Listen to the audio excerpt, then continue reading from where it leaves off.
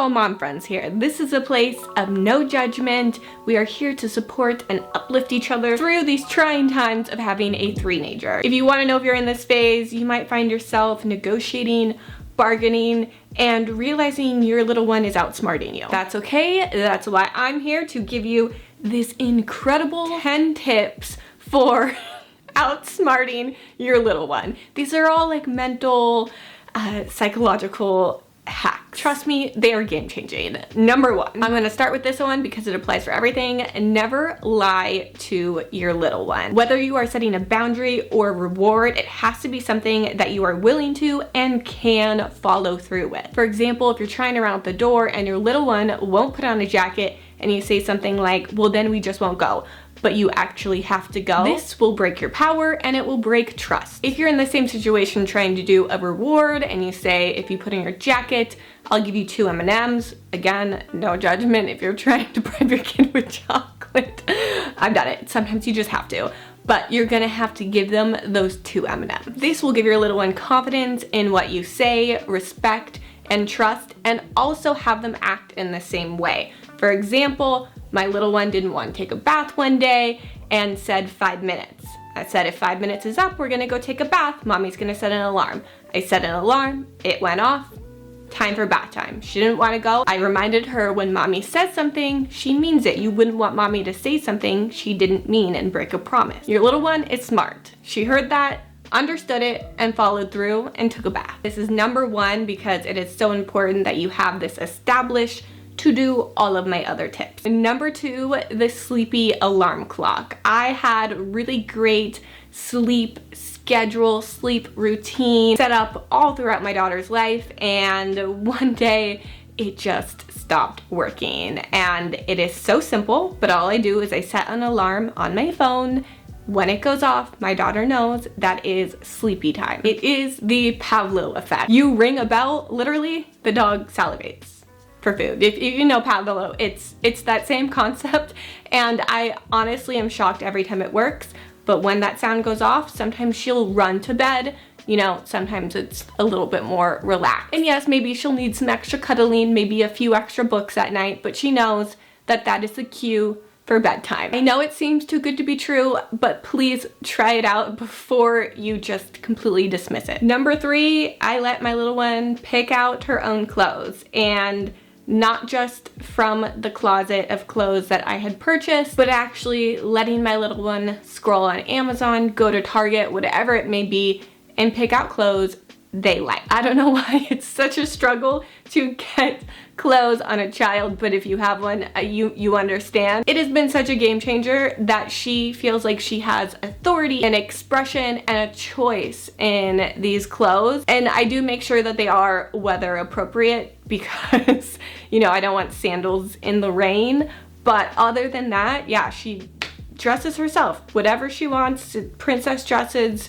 If it's weather appropriate, it's going to school. Number 4, the let's take a picture of it. This one might seem seasonal, and also it might not work for everyone, but I do have a twist on it that I think it would work for everyone. Pretty much, if you have a little one and you go run errands, you go to the grocery store, something is going to catch the eye of your little one, whether it be candy or a stuffed animal. And we've all been there, and we can't be buying toys and candy every time we have to go out of the house. And so what I do is I say, let's take a picture of it and put it in a folder and send it to Santa. This does actually work all year round, and if you don't celebrate Christmas, then I would just totally hack it. And I would just create a gift fairy at the end of the month. Whatever you need to do to be able to use the let's take a picture of it, because it really works. My daughter all the time, oh, I love this, mommy, can I have it? I say, well, let's take a picture of it. Click. This is also just a good list of things to have that you can send to family members for birthdays or whatever it may be when they ask, what does your little one want? But young minds are so impulsive that for the most part, they might forget about these things that they so desperately needed in the moment.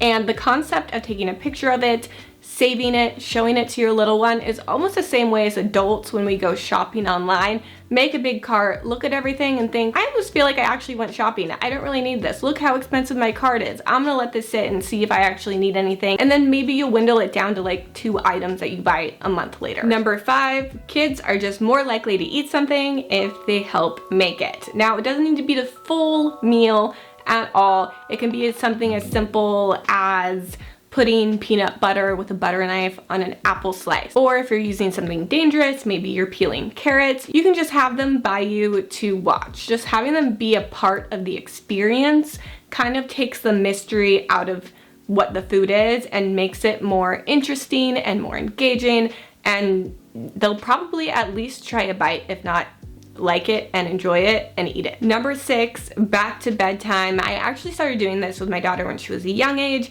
but I always tell her what is happening the following day at bedtime. My daughter even asks now, Mama, what's tomorrow? And I'll be like, tomorrow we're gonna wake up and we're gonna have waffles, we're gonna go to school, you're gonna play and hang out with friends, and then mommy's gonna pick you up. Whatever the day may be, I just wanna hit something to look forward to. I want to give her control, and I want her to feel ready for bed and excited to get a good night's sleep for something fun tomorrow. And with kids, I always feel like they have so little control. They don't really have a full concept of time and schedule and weeks and months and years. And so just having that little bit of control and that little bit of knowing and confidence about the following day really helps them ready for bedtime and wake up excited. Number 7, I did make a joke video about this on TikTok and Reels, but pretty much if something's not working, rename it. For example, if broccoli's not working, call it tiny treat. A jacket's not working, call it a superhero cape. Like, there's so many different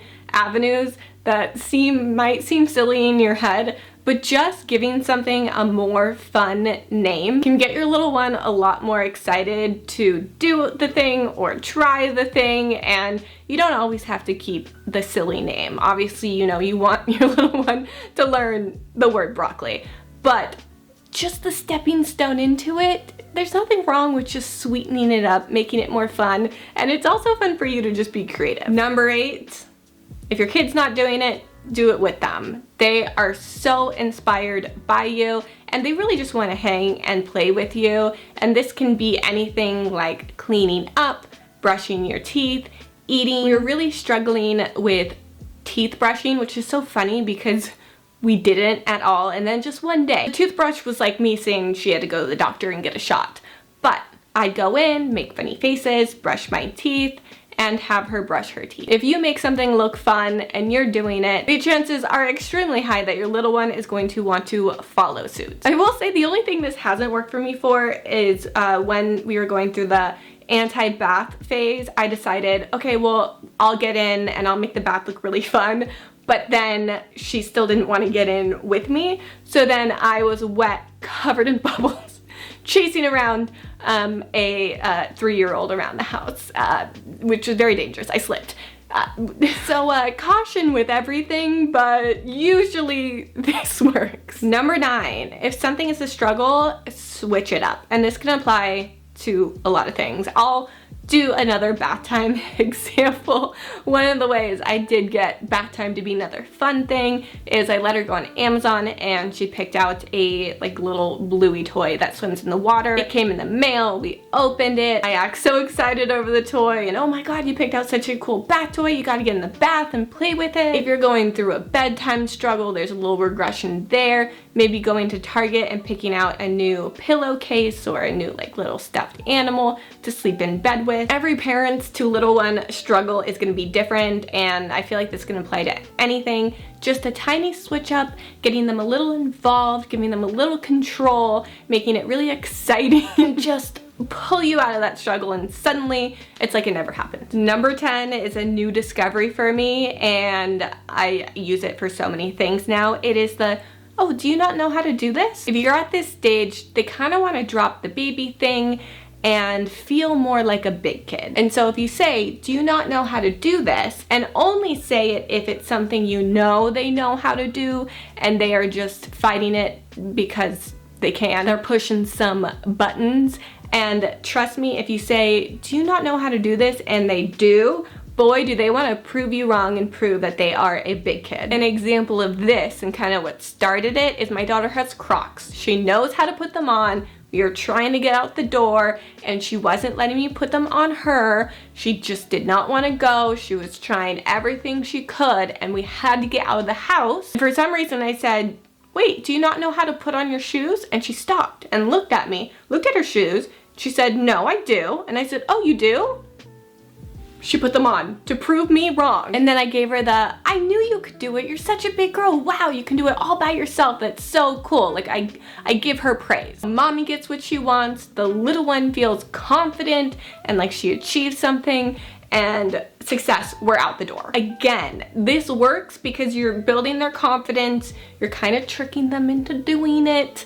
But we're never going to use it for something like, oh, do you not know how to ride a bike? We're not being condescending or mean. It only works if they know how to do the thing you're asking. It's an independence win for your little one, and it is a mom win, and we need those as much as we can. Like I always say, every kid, every mom, every parenting style is different, and so if any of these don't sit right with you, I'm not saying this is the only way to parent. These are just things that I have found are little tricks that help me get through every single day. I was gonna say the days I'm struggling, but that's every single day. We're just living one day at a time. That is everything. If you like this video, make sure to give it a big thumbs up. If you have any other tips or tricks for the Threenager stage, leave it in the comments down below. If you want any more mom hacks, I have a whole playlist on my channel, and I will see you guys next Monday. Bye!